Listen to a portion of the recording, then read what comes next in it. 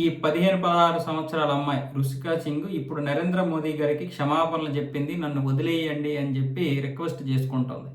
ఈ అమ్మాయి మీద ఇప్పుడు క్రిమినల్ కేసు నమోదైంది.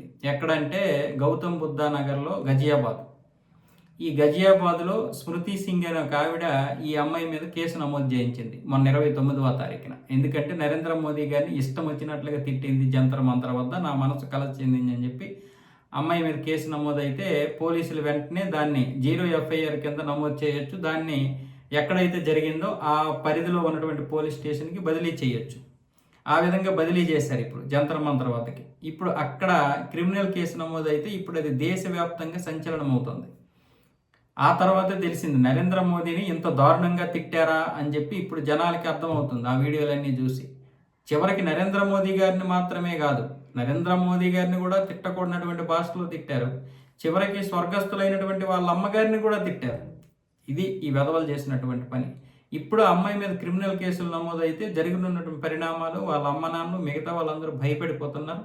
ఇప్పుడు ఆ అమ్మాయి ఏమొచ్చేసి నన్ను క్షమించండి మోదీ గారు, నేను తప్పు చేశాను, ఇది మొదటి తప్పుగా ఇచ్చేయండి, ఇది నా చివరి తప్పు, మళ్ళీ ఇంకొకసారి ఇలాంటి తప్పులే చేయను.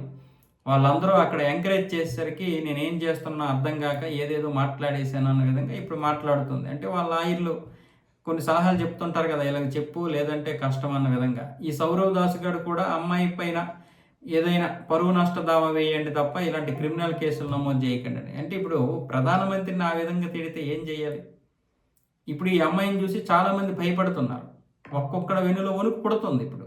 కానీ ఈ సౌరవ్ దాసు లేకపోతే ఈ అభిజిత్ దీప్కి వచ్చి కాపాడతారా? ఎవ్వరూ కాపాడరు. ఇప్పుడు అమ్మాయి క్షమాపణలు అడుగుతోంది. నరేంద్ర మోదీ గారు అందరినీ క్షమించేశానని చెప్పారు, అమ్మాయిని కూడా క్షమించేస్తారు, అది పెద్ద ఇష్యూ కాదు. ఆయన్ని తిట్టారని చెప్పి ఒక అమ్మాయి జీవితాన్ని అయితే నాశనం చేయరు కదా. అందరినీ క్షమించేటటువంటి గుణం ఆయనకు ఉంది. కానీ రెచ్చగొట్టేటటువంటి వారి గురించి మీరు ఆలోచించుకోండి. ఎవరు రెచ్చగొడుతున్నారు, ఎవరిని మనం తిడుతున్నాము? ప్రధానమంత్రి అక్కడ మీకు నచ్చకపోవచ్చు, విమర్శించండి, ప్రశ్నించండి, తప్పేమీ కాదు. కానీ అలా తిట్టకూడదు.